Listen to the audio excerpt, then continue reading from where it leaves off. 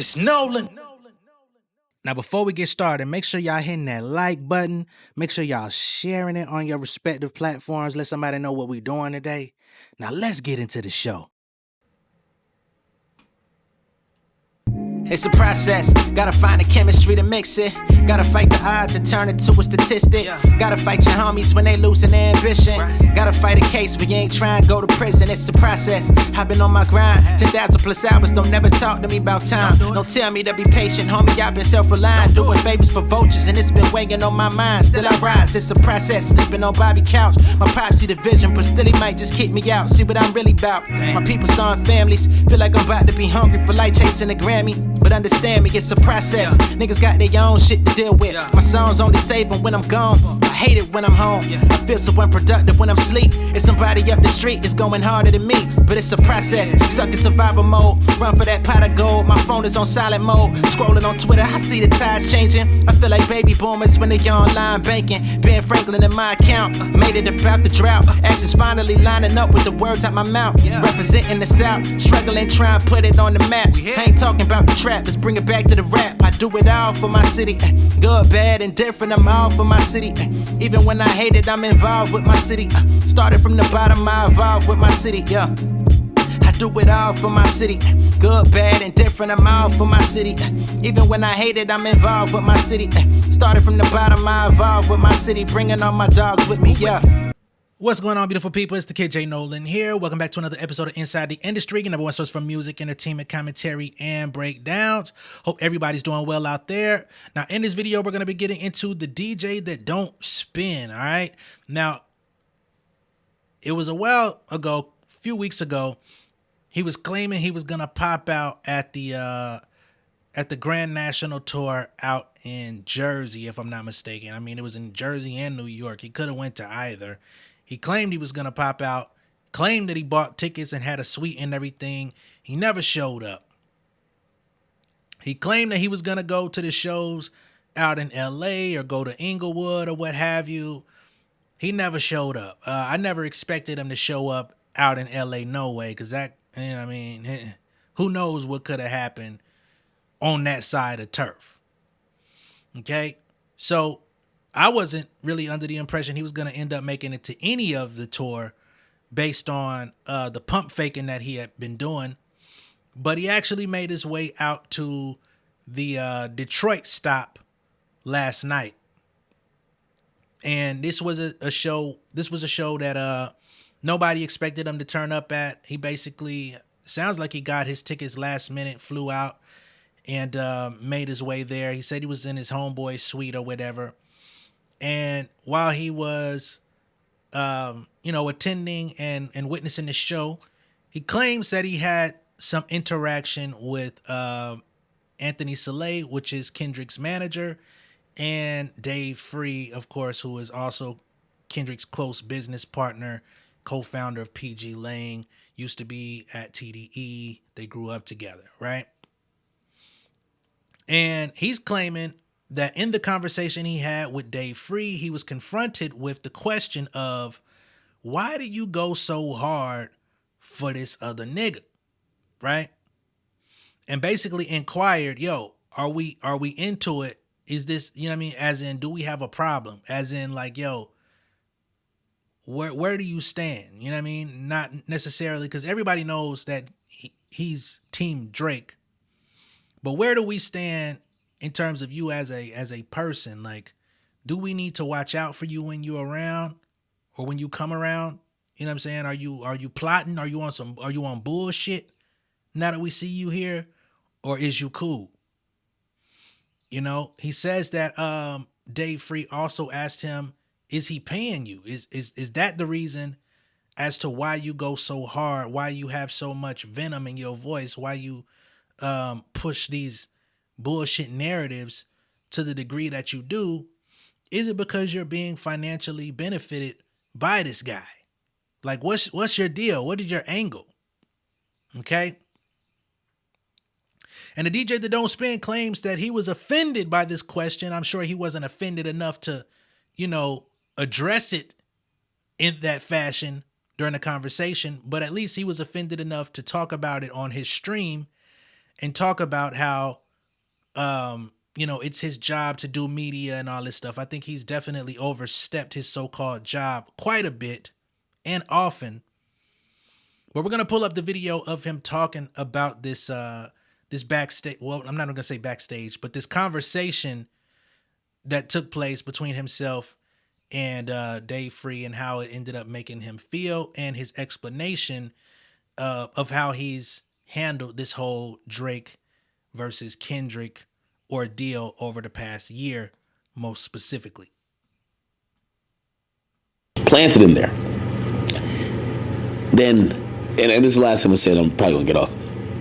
Dave Free had a moment. He asked me, he said, he said, what are you getting from this?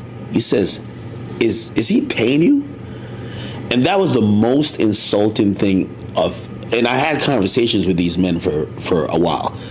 But the very idea that I was like a purchasable commodity was so disgusting. I reminded him, I said, I've been doing this for over 10 years. I've been doing this for over 15 years. How did you think I became me? I said, you knew about me before this shit.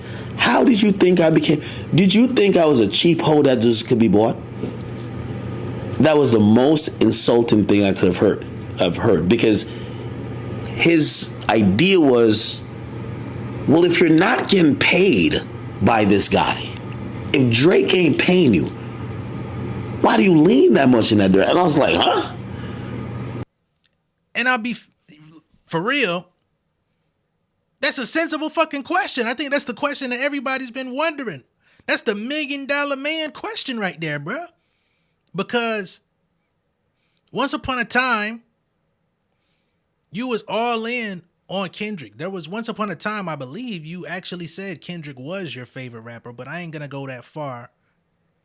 But I'm pretty sure I recall a video, Blast from the Past, that stated that, especially after To Pimp a Butterfly and stuff like that had come out, which he still hails in high regard, although he doesn't talk about it as much these days. So it's like, what happened? And it's not so much, I don't think that Dave Free is trying to sway this DJ that doesn't spin's opinion. You know what I'm saying? But just more so, like, why are you not able to be objective about the subject? Like, why are you not able to call it down the middle? Why do you have to be so invested into this guy to the degree that you've been, to where you even bring people on your platform that have made threats and talked recklessly about Kendrick, and you don't check them? You don't, you know what I'm saying? You welcome it. You encourage the poor behavior. So like, yeah, why do you go to that degree with it outside of, and what it really is clout, entertainment, and that's how he pays his bills and funds a lifestyle. You know what I'm saying? Because his audience is accustomed to that sort of behavior. That's the following that he's built from day one, is doing the extreme, war on Chirac, all that other shit that he's been involved in. I've never gotten, like, the people who I've defended the most, I've never gotten paid from. Now I have my platform benefited, yeah, of course. But again, like, we don't do pay for play. Like, you can't buy my opinion. I've always said, the moment you can buy my opinion, I don't matter. The moment you could buy my opinion, I don't matter. Y'all seen Lil Baby was one of my favorite artists. He was my top 3 artists. The nigga dissed me on his album, and I just had to do it. I went on a whole campaign against him. I didn't want to do that. But that's integrity. That's morals. I was getting money with QC. I could have said, well, fuck that. The money's too good. Fuck no. Please explain how you was getting money with QC if they weren't paying you for promo or something of that nature to talk about their artists. Because what else could you have brought to the table for QC in terms of Lil Baby if they weren't paying you for your platform? Just questions. Making money with them. You weren't touring with them. You weren't, you know what I'm saying? I know he calls himself a consultant, but what would they need to consult you about when they've been running artist business for 2 decades now? I don't know, man. Y'all can let me know if you know something that I don't. So that was something that I was a little taken aback by, because I couldn't believe it, and I think Dave Free's a very intelligent guy. I couldn't believe he thought that I was getting paid to maybe have the opinions or the POV that I have. Like I could be a pawn for Drake or anybody else. That just wouldn't happen. Nevertheless, there was some good conversations. I've gotten, I got Anthony's contact, and hopefully, I told him, I said, listen, throughout the battle, we probably definitely came off very biased, not only because I like Drake and he's my favorite rapper. And anytime my favorite rapper is going against another person, if he's my favorite rapper, I'm going to say my favorite rapper is going to win. But you guys lost communications with us at that time, because again, whether I preferred Drake or not, if you choose to not clear anything up, like today we're talking, they mentioned a few things I didn't know. But when you choose not to involve yourself in clarifying the narrative gets written without you. It always happens like that. I'm in the media. I know how it goes. So, hopefully, my stance won't change. Drake's my favorite rapper. It won't change ever. Okay. Even if me and Drake beefing, well, depending on what beef. Because when I hate a nigga, I really hate a nigga. But, yeah, there's no money that somebody could pay me to make somebody else my favorite rapper. And I hope y'all know that. I'm just a person who like Drake. And his music. That's what I mean. His music. That's what I told you. I would if y'all want me to be something else, I can't be something else. That's why I always saluted. I used to always say, my man DJ Goes, I'm like, y'all want me to be a gangster. I can't be a gangster. I'm not a gangster. I can't give you an opinion of what somebody who's a gang member from LA would think. I can't. So you got to find somebody else to do it. So anyway, other than that, good show. Good. Again, I show up for a reason. I didn't think I showed up to particularly have the conversations that I had, but I was always willing. And if I wasn't willing, I wouldn't go live up in that bitch and show people I was there, and I could have dipped in and out, right?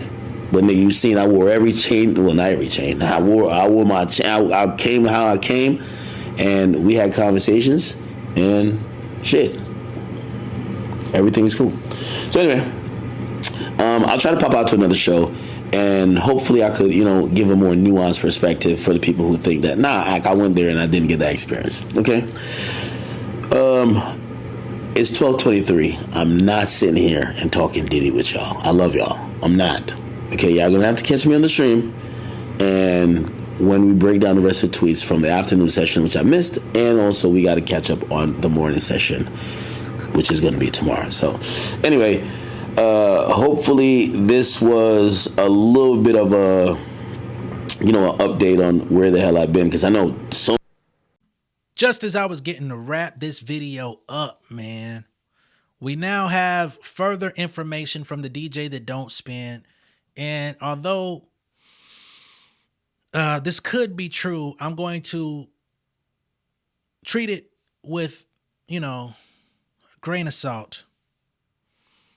But says, we now finally know why Kendrick mentioned the owl harassing Anthony in 616 in LA. All right, remember 16 in LA, ain't no brownie points for beating your chest, harassing Ant, fucking with good people, make good people go to bat. So it wasn't just the post on the story of Anthony, right? Wearing the OVO gear or whatever it was. It wasn't just that. It says, it's now been revealed that he was threatening Ant in voice notes, talking crazy, and even recently got his phone subpoenaed for the lawsuit. Because remember, Anthony Saleh is Kendrick's co-manager, and he wants phone records, transaction records, all of the things surrounding Not Like Us. So all of them are going to have to submit, you know, personal data for Drake and his legal team to go through to see if there were any side deals cut, any communication regarding UMG's veto clause that he claims is in everybody's contract, which he also wants to see if that's true. So this is going to be an ongoing thing. And now we again understand why Kendrick mentioned the situation, because it was deeper than just the stories. He also confirmed the Pusha T drama is true, about censoring verses, getting people removed from verses, getting people removed from songs, and basically waving his daddy's hand to keep other people in the industry in line from disparaging Drake in any way. So here is the DJ that don't spin going in detail about this part of the conversation. And I guess this is from something that came out today because he's back in studio.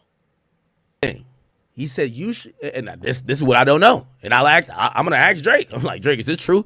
He says, you should have heard this nigga Drake, what he was saying to us before we whipped his ass. This is what he told me.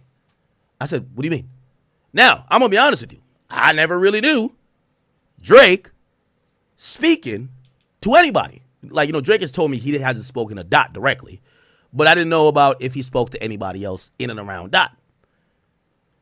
Anthony Saleh, he confirms to me, yes, Drake was sending me voice notes talking crazy like he's a mob boss. That's what he says. He says Drake is saying to him, Drake is saying shit like, yo, I'm gonna done you like just talking crazy like, yo, you niggas is washed. Yo, you got like you guys think you could finish me? Crazy. All of a sudden they're like, then we drop the bomb. Right? Cool. Not like us here talking. All right. Then he gives me some more insight. Find it interesting that he's sending voice notes to Anthony, Kendrick's manager, but he wasn't sending them voice notes to Kendrick himself.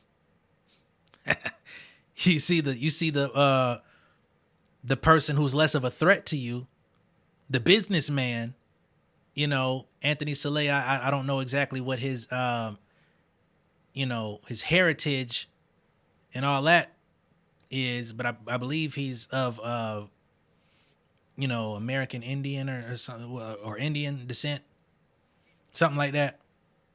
So he would seem like the weaker of the two parties. So I'm going to attack him. I'm going to post him on my story. I'm going to talk crazy to him.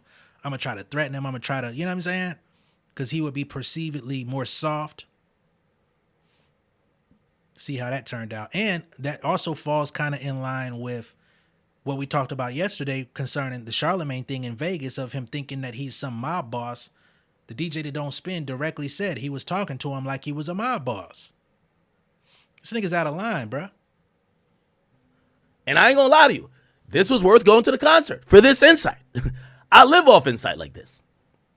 He says that Pusha T shit is real. He says the only problem is people think that happened recently. That didn't happen recently. He said if it was recently, UMG would let Pusha say whatever he want to say or do what he want to do. Why? Right now, UMG and Drake, their relationship might be irreparably broken because of the lawsuit. They're going. All right. So that's the DJ that don't spin. And the last piece there, he says, according to Anthony, and of course we know that this is that Pusha T thing wasn't recent. It's already been explained that it happened last year. So had it happened this year, they would have let the song come out. It would have came out in its entirety. It would have came out in its unchanged format, right? The way that it's gonna come out anyway. But at the time, because I believe it was July of last year when all of that friction was happening with Pusha T and Def Jam, UMG, etc., which is around the time that Drake was pressuring the label and putting, pressure on them to say, yo, you can't allow this, da da da da da. We want Not Like Us taken down. Like, it was too much. And at that time, it seems they were still trying to somewhat keep their relationship steady with Drake. This year, they saying, fuck you and whoever love you. Last year, I think they wanted to try to salvage what they could of that relationship. Like, yo, don't take it to heart, man. Y'all participated in the battle. We're still open for negotiation for you to come back to the family. We got money waiting for you. We got a contract drawn up. He saw the contract and like, that's not enough. Y'all trying to get me up out of here. Y'all showing favoritism to this nigga. He's y'all dude now. Y'all see him as the dude now. I've been holding this bitch down 15 summers. Y'all done got numerous artists off the ground due to me acknowledging them, doing features for them, taking them on tour, taking them out to dinner. I've been a tour guide for all these motherfuckers. I'm gonna put cases on all you bitches. You know what I mean? And they like, dog, why you gotta do all that? We can still keep eating. And he violated by filing the lawsuit. So they say, we got to rinse our hands. So that's his side of the story. We may never get the other side of the story. Dave Free doesn't do interviews. Dave Free doesn't stream. Dave Free doesn't do videos talking about conversations that happen behind the scenes. So that's probably never going to make its way to the internet. Anthony Saleh is even more quiet than Dave Free. You know what I'm saying? So we definitely aren't going to hear from him. Kendrick was on stage bodying the motherfucking show, being the maestro of the presentation of the concert and, staying in his role as the artist on stage and making sure he's available for wardrobe changes and all that different stuff. So he ain't have nothing to do with none of that. But what I find interesting is how so many people continue to have somewhat of a soft spot for this guy.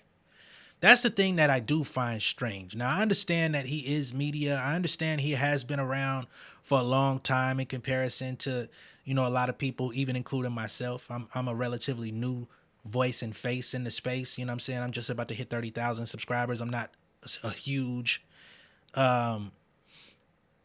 voice in this whole YouTube commentary spectrum.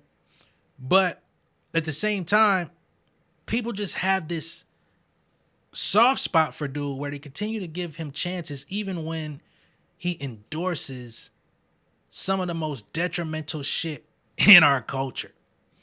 And he gets to speak on it freely and he gets to do this stuff and there's no ramifications or anything. He just gets to come back and exist within this shit and be seen as a qualified, reputable source when he's shown time and time again that he's not. Now, there are certain things that he does have privileged information for because these artists do associate with him for the reason that I'm talking about. They have these soft spots, even when he goes against certain artists or even when he says crazy shit against artists or makes them uncomfortable or says things that surpass their moral compass. There seems to be a certain level of grace that he's given that I don't see a lot of other people being given or would be given. You know what I'm saying? So I ain't gonna lie, I do find that strange. And I understand them checking in with him to evaluate where he stands, being that he's in the building. But at the same time, I do kind of wish that they wouldn't have stopped in that suite to talk to that nigga about shit. You know what I mean? But that's just how I see it. I can't change how other people see it or view it or how they would handle situations. We're all different. We have our own views. We have our own protocol that we would go through for whatever, you know what I'm saying? But again, that's just how I see it. Let me know what y'all think of this down below in the comments. Be sure to like and share this video. If this is your first time seeing me on YouTube, go ahead and subscribe to the channel, become an insider. and I will catch y'all on the next one. All right, much love and respect, y'all. Peace. King of my city and cul-de-sac. Coming out swinging like soldier rags. Leading my people like quarterback. Boy, I study this shit, I'm an almanac. Had to get up and grind. Knowledge is booming, I'm here to apply. Came with the chip and the dip, it just single the mind. We finna do more than survive. I need my check. Spinning the block for the Gouda. We hitting the jeweler to flood out the net. We don't do beef for computers, I'm straight out the sewer. We come when you rest. Niggas be looking perplexed, so keeping my foot on their neck. No map, I trust my gut for the quest. With drama, I'm fully abreast. I was ready for years and they doubted me. All of a sudden they tell me they proud of me. I've been dropping these haters like calories. Cross them out, I came back with some boundaries. Stand for my honor, but too raw, no corner. Packing the stick with a drummer. Wanna catch my bad, won't fumble. I done came too far to be humble.